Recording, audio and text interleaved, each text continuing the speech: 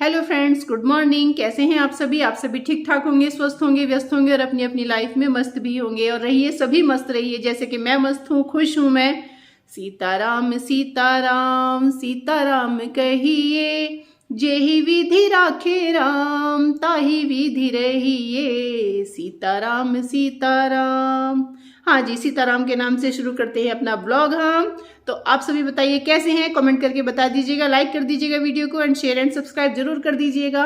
तो daily blog का भाई हिस्सा है हम लोग ना, मैं नहा चुकी हूँ, मनु को अब नहलाने की तैयारी करने वाली हूँ थोड़ी देर में। तो आप सभी बताइएगा, आपके यहाँ धूप हो रही है या फिर बर्फ पड़ रही है या फिर बारिश हो रही है या फिर धुंध हो रही है, कोहरा हो रहा है। हमारे यहाँ मौसम बहुत अच्छा हो रहा है और हम हाउस वाइफ को और क्या चाहिए, हमें चाहिए धूप। और भाई हम जैसे बीमारों के लिए थोड़ी देर की धूप में बैठना भी बहुत जरूरी है। काम निपटा के हम लोग बैठना ही चाहते हैं कि थोड़ी देर के लिए हम धूप में बैठ जाएं।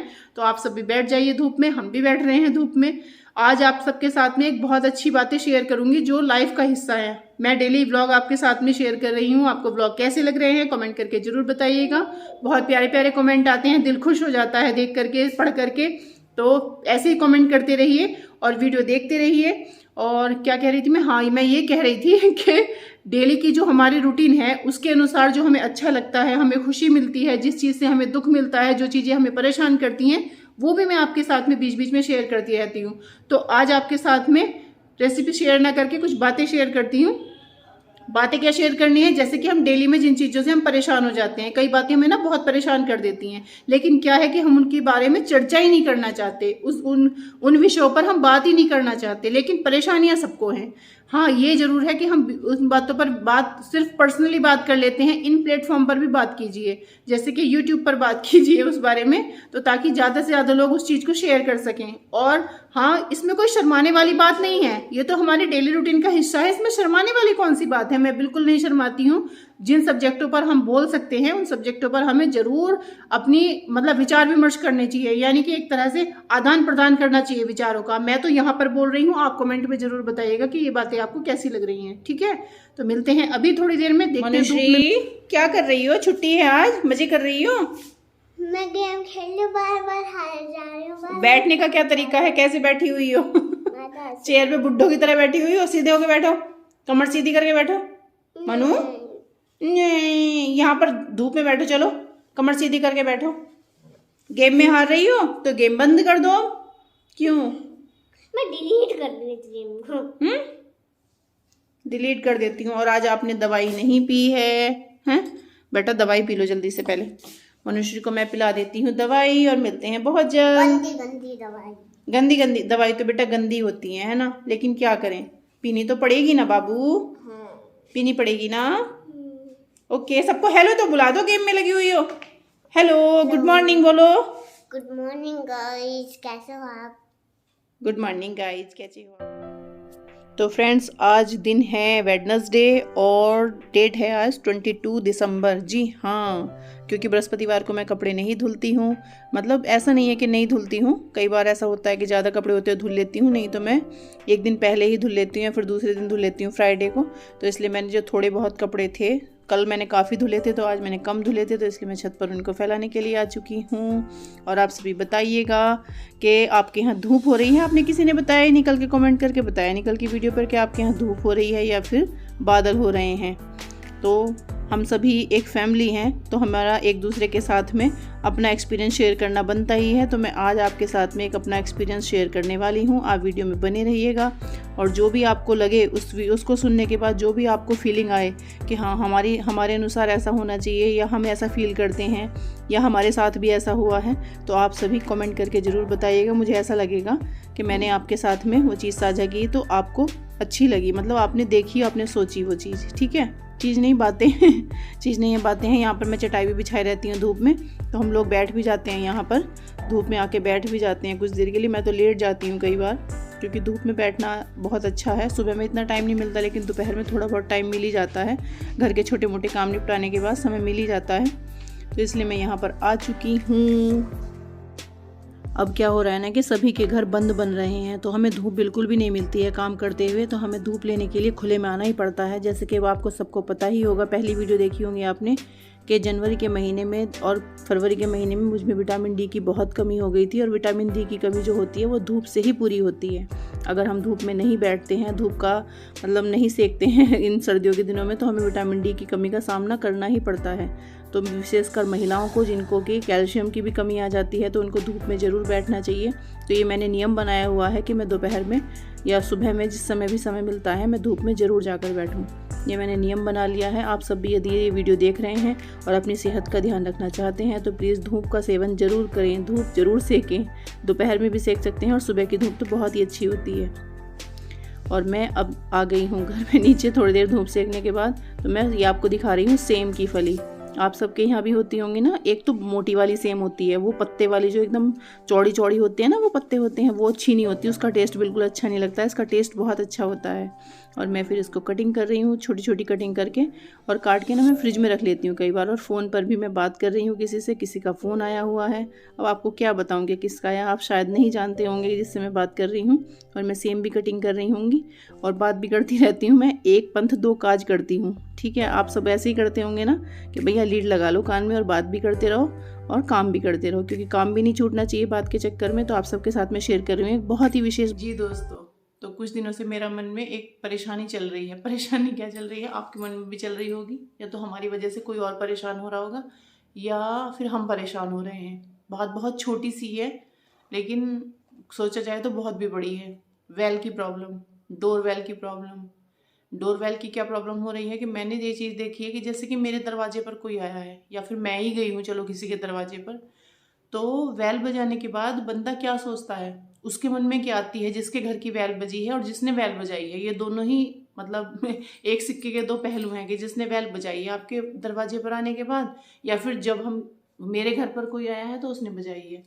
तो उससे क्या दिक्कत होती है, वो बंदा सोचता है कि भाई जैसे मैंने वेल बजाई है तो मैं ये सोचूंगी सबसे पहले कि जल्दी से दरवाज़ा खुल जाए और मैं अंदर जाऊँ और मुझे जो भी बात करनी है, जिससे भी मिलना है, वो मैं मिल लूँ। लेकिन जब आपने वेल बजाई है और अंदर जो पर्सन है जिसके घर पर आप गए हैं, या कहीं पर भी आप गए हैं जहाँ पर आपने डोर वेल बजाया है, तो उसकी सबसे पहली प्योरिटी हो जाता है कि वो गेट खोले। लेकिन बाहर खड़े हुए वाले बंदे को सब्र नहीं होता है।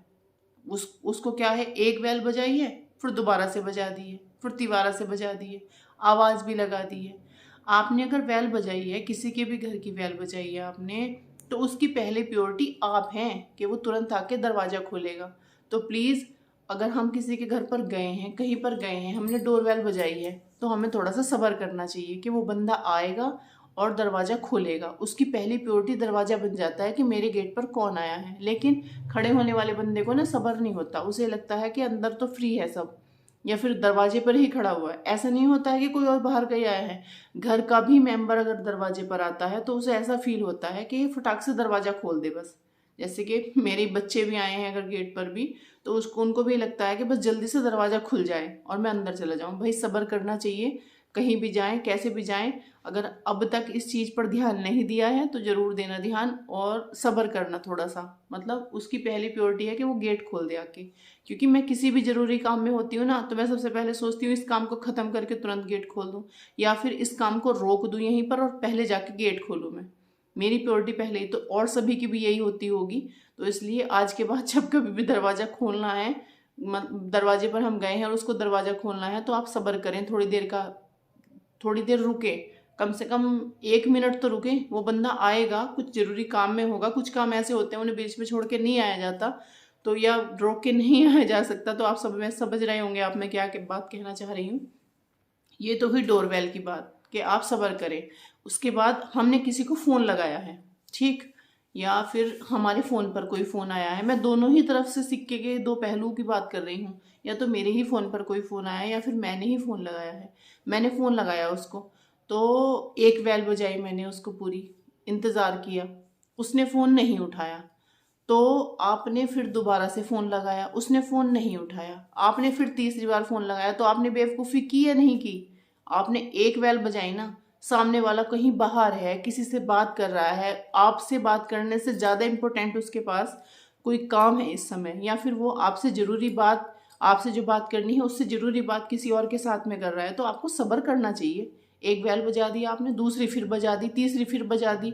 अगर वो नहीं उठा रहा तो इसका मतलब वो आपसे बात करने में इंटरेस्टेड नहीं है, ठीक। मैंने बहुत सारे लोगों को इस तरह से देखा है कि एक बेल बजाई, दोबारा बजा दी, तीसरी बार बजा दी, अरे वो प्रॉब्लम में होगा, किसी बाहर होगा घर से, तभी फ़ोन नहीं उठा रहा। नहीं, मतलब अगर आपकी बात इतनी इंपॉर्टेंट है तो आप मैसेज छोड़ दीजिए।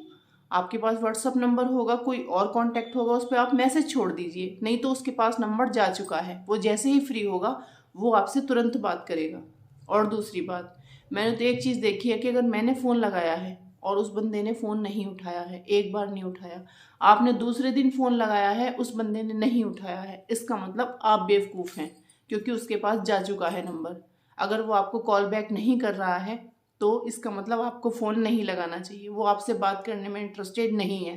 ये चीज़ मैंने नोटिस की है, तो मैंने सोचा आप सबके साथ में शेयर करूं, क्योंकि कई बार मेरे साथ भी ऐसा हो रहा है या मैं भी शायद किसी और के साथ ऐसा कर रही हूं। तो एक बार फ़ोन लगाने के बाद तसल्ली रखनी चाहिए मन में कि सामने वाला बंदा फ़ोन उठाएगा या फिर बाद में करेगा, दूसरे दिन करेगा। उसको जब वो फ्री होगा, हमसे बात करने में उसे इंटरेस्ट होगा, तब वो हमसे ज़रूर बात करेगा। ये दोनों वैलों की बात है। दो वेल बजाने का तरीका है, एक फ़ोन का, एक डोर वेल का, जो आपको बिल्कुल सीखना ही पड़ेगा। अगर सामने वाले की नज़रों में आपको मतलब गिरना नहीं है या उससे मजाक नहीं बनवाना है, तो आपको ये दोनों तरीके अपनाने ही होंगे। ठीक है, तो भाई मैं तो अपनाने वाली हूँ। आज के बाद मैं किसी के भी दरवाजे पर जाऊँगी तो सब्र करूँगी, और खोलने वाला सबसे प्रायोरिटी देता है। दूसरी बात, फ़ोन उठाने पर भी जैसे बेल बजती है उसका ध्यान तुरंत चला जाता है कि मेरे फ़ोन की बेल बज रही है। अगर वो नहीं उठा रहा है, आपको कॉल बैक नहीं कर रहा है, एक दिन नहीं कर रहा, 2 दिन नहीं कर रहा, आपने दूसरे दिन किया, चलो कोई नहीं, याद भी नहीं रहती कई बार, लेकिन फ़ोन पर कॉल जा चुकी है, उसे पता चल चुका है कि आपने फ़ोन किया था। अगर उसने दूसरे दिन नहीं किया, तीसरे दिन नहीं किया, इसका मतलब वो बात नहीं करना चाहता आपसे। उसे कोई और दिक्कत भी हो सकती है, ये ज़रूरी नहीं है कि वो इंटरेस्टेड ही नहीं है, कोई और बात भी हो सकती है। तो इस तरफ अगर आपका ध्यान जाता है तो बहुत अच्छी बात है। तीसरी बात मैं आपसे कर रही हूँ इसकी, ये होम्योपैथिक की जो गोलियाँ खाते हैं ना, तो ढक्कन में लेनी पड़ती हैं इसी के कैप में, जो इसकी कैप होती है शीशी की। जो लोग होम्योपैथिक की दवाई खाते होंगे उन्हें पता होगा। तो उसमें अगर 4 खानी है हमें तो 5 आ जाती हैं, 6 आ जाती हैं, वापस करो तो फिर सारी निकल जाती हैं, मतलब वापस इसी में ही आ जाती हैं, शीशी में ही आ जाती हैं। ये भी एक सिरदर्दी है, समस्या है, क्योंकि मैं तो सुबह से शाम तक खा ही रही हूँ और मैंने ये रिजल्ट देखा है कि एलोपैथिक की दवाइयाँ हमें बहुत नुकसान पहुँचा रही हैं। इसलिए हमें होम्योपैथिक का ही ट्रीटमेंट लेना चाहिए। अगर हमें लॉन्ग टाइम ट्रीटमेंट चलाना है अपना किसी भी बीमारी का, तो हमें होम्योपैथिक की दवाई ज़्यादा अच्छी रहेगी। वैसे मैं किसी के लिए नहीं कर रही हूँ, किसी का प्रचार नहीं कर रही हूँ मैं कि किसी का प्रचार कर रही हूँ होम्योपैथिक का या किसी का, नहीं भाई, मैं अपनी आप बीती बता रही हूँ। ये जो भी दोनों पहलू मैंने आपके साथ डिस्कस किए हैं ना, अपनी आप बीती के किए हैं।